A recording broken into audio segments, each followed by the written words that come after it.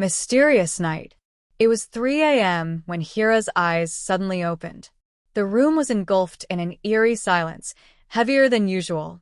A soft breeze swayed the curtains, casting restless shadows on the walls. She turned to her side, feeling a strange uneasiness.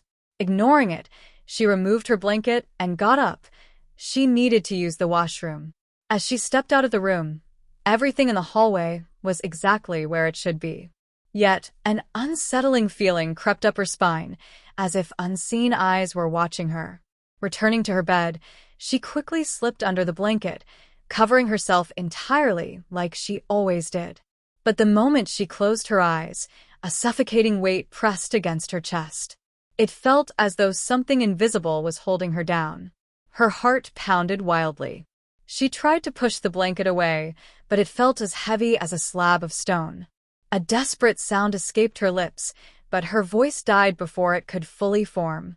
She wanted to scream, to call for help, but no words came out. Just then, she heard a familiar voice. Mom. What happened? Hira's blood ran cold. It was her young son's voice. But how? He was supposed to be sleeping in the other room, and she had locked his door from inside. A chilling fear spread through her veins.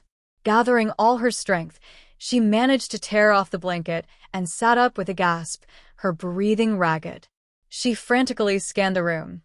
There was no one there. The silence was deafening. Her body trembled as she forced herself to stand. With shaky hands, she unlocked the door and peeked outside. The house was as it had always been, calm, undisturbed.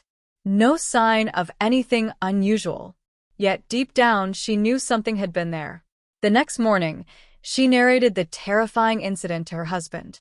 He simply smiled and said, "It must have been your imagination." Nighttime thoughts often make things seem scarier than they are.